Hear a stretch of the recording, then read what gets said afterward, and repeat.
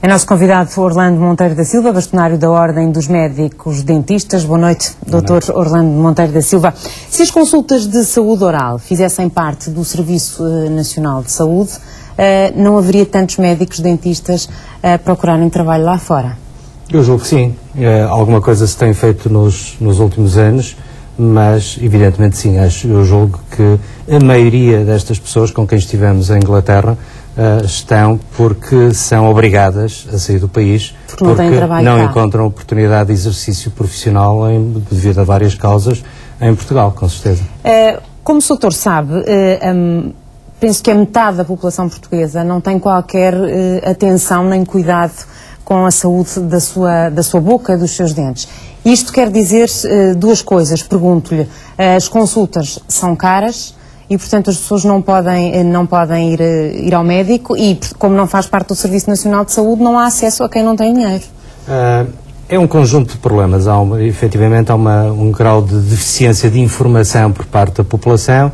As consultas de medicina dentária, excetuando o programa Cheque Dentista, são consultas que são pagas diretamente do bolso dos utentes do Serviço Nacional de Saúde e por isso, obviamente, que há a percepção por parte das pessoas que é pago. Tudo o que é pago é caro, não é? E existe essa percepção que não corresponde à realidade. Devo-lhe dizer, as consultas de medicina dentária não são caras, comparando nomeadamente com outras áreas e com outras especialidades. Mas para determinadas pessoas com determinados rendimentos podem ser caras. Com certeza. Por isso é que é importante trabalhar propostas várias que a Ordem tem vindo a apresentar ao Governo e à opinião pública, no sentido de se criarem mecanismos de reembolso das consultas por parte dos utentes do Serviço Nacional de Saúde, no sentido de integrar os médicos dentistas nos hospitais e nos centros de saúde deste país, através de uma carreira médica dentária própria, no sentido de integrar a medicina dentária na medicina do trabalho, por forma a que possamos efetivamente fazer chegar a medicina dentária a mais gente e dessa forma ajudar um pouco a que estes jovens e outros nem tanto, que não sejam obrigados efetivamente a sair de Portugal, porque efetivamente o número de faculdades que temos agora, o número de médicos dentistas que todos os anos vêm para o mercado de trabalho é claramente excessivo face às atuais necessidades de Portugal. Porque o que acontece nas regiões autónomas, Madeira e Açores, é que as consultas de saúde oral fazem parte do Serviço Nacional de Saúde. Porquê que isso não acontece no continente? É uma boa pergunta para fazer e eu questiono muitas vezes isso, porque é que os serviços... Mas o doutor já encontrou alguma explicação? Bom, eu acho que o facto de haver serviços regionais de saúde com autonomia permitiu à Madeira e aos Açores organizarem-se de forma diferente e melhor, neste aspecto substancialmente melhor, porque quer na Madeira quer nos Açores há sistemas de comparticipação das consultas e há médicos dentistas nos centros de saúde e nos hospitais que coexistem também com programas na prática privada da profissão. E, portanto, isso efetivamente torna os sistemas regionais de saúde claramente superiores ao Serviço Nacional de Saúde. Tem feito esforços nesse sentido para que no continente também estas consultas passem a fazer parte do Serviço Nacional de Saúde? Tem e vai continuar a fazer. As nossas propostas são muito claras para os governos, para a opinião pública. São propostas que vão no sentido de facilitar o acesso de cuidados, pelo menos básicos, de medicina dentária à generalidade da população e gostaríamos de ter em Portugal como colegas como este que vimos aqui, com orgulho e com vontade de trabalhar e de exercer a profissão em Portugal e trabalhar no Serviço Nacional de Saúde português. Porquê que o estrangeiro acaba por ser a única alternativa para estes médicos?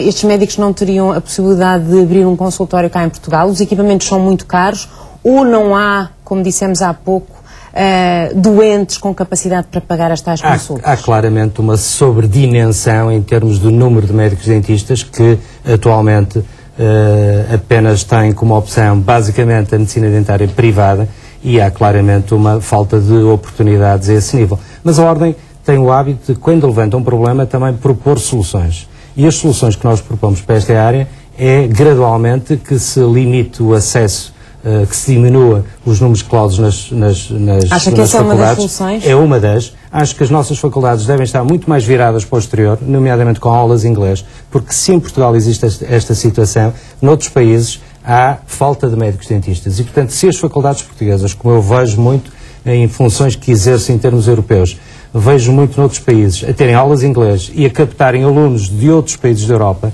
e também de países africanos, de Angola e Moçambique, tão necessitados estão em termos de medicina dentária, com certeza que isso seria uma oportunidade para as faculdades e não apenas continuarem a formar de uma forma desregrada médicos dentistas em Portugal, que depois são obrigados a sair do país. Também a aposta na pós-graduação, que é muito necessária. A medicina dentária é uma área que vive cada vez mais de diferenciação, de especialização, se assim quiser. E as faculdades deveriam levar muito mais a peito esse papel de preparar a diferenciação dos médicos dentistas. Mas, doutor, em relação, e sabemos que isso é uma realidade que se passa com os médicos em geral, eu não sei se acontece também com os médicos dentistas, mas há uma distribuição que não está equilibrada pelo país. No interior, por exemplo, há muito menos médicos do que no litoral. Isso acontece também com os médicos dentistas? Não, os médicos dentistas estão substancialmente... Há uma distribuição equilibrada pelo país? Há uma distribuição equilibrada face à população e ao rendimento económico da população. O que se passa com a medicina, ou o que se passou com a medicina é curioso e é inversamente proporcional àquilo que se passou com a medicina dentária. Ainda há pouco o professor Alberto Amaral, muito bem, no aniversário dos 30 anos de Serviço Nacional de Saúde, dizia isso.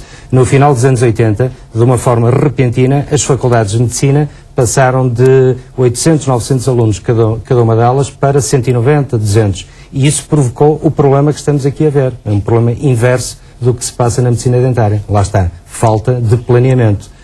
Se houver planeamento, com certeza que se pode prever, porque estamos em condições de prever o futuro, e evitar, quer dizer, fazer uma formação de recursos humanos na área da medicina dentária, como na área da medicina e noutras áreas, que seja uma formação adequada às necessidades do país. Aquela perspectiva cínica do médico dentista a conduzir o táxi, que muita gente fala, prefiro um médico dentista a conduzir um táxi do que um taxista com a 4ª classe, é frustrante para as pessoas que se prepararam 5, 6 anos para exercer uma profissão e não conseguem, na medicina dentária, que basicamente há apenas para a medicina dentária, não conseguem exercer a profissão.